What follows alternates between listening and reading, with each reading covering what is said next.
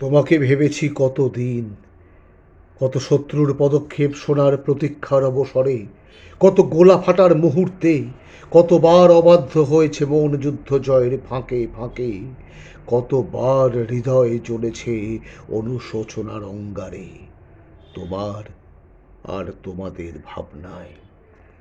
তোমাকে ফেলে এসেছি দারিদ্র্যের মধ্যে, ছুঁড়ে দিয়েছি দুর্ভিক্ষের আগুনে, ঝড়ে আর বন্যায়, মারি আর মড়কের দুঃসহ আঘাতে, বার বার বিপন্ন হয়েছে তোমাদের অস্তিত্ব।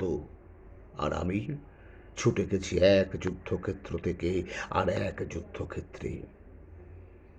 জানি না আজও আছো কি নেই, দুর্ভিক্ষে ফাঁকার বন্যায় তলিয়ে গেছে কিনা ভিটে, জানি না তাও। তবু লিখছি তোমায় আজ, লিখছি আত্মম্ভর আশায়, ঘরে ফেরার সময় এসে গেছে।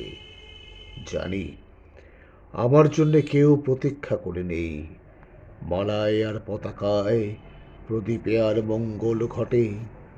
জানি সম্বর্ধনা রটবে না লোকমুখে, মিলিত খুশিতে মিলবে না বীরত্বের পুরস্কার, তবু একটি হৃদয় নেচে উঠবে আমার আবির্ভাবে, সে তোমার হৃদয়। যুদ্ধ চাই না আর, যুদ্ধ তো থেমে গেছে, পদার্পণ করতে চায় না মন ইন্দোনেশিয়ায়, আর সামনে নয়, এবার পেছনে ফেরার পালা। পরের জন্যে যুদ্ধ করেছি অনেক, এবার যুদ্ধ তোমার আর আমার জন্যে।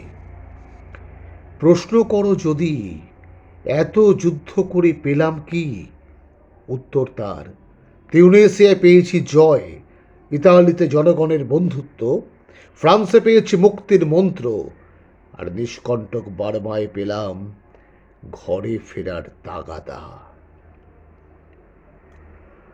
আমি যেন সেই বাতিওয়ালা, যে সন্ধ্যায় রাজপথে পথে বাতি জ্বালিয়ে ফেরে, অথচ নিজের ঘরে নেই যার বাতি জ্বালার সামর্থ্য, নিজের ঘরেই জমে থাকে দুঃসহ অন্ধকার।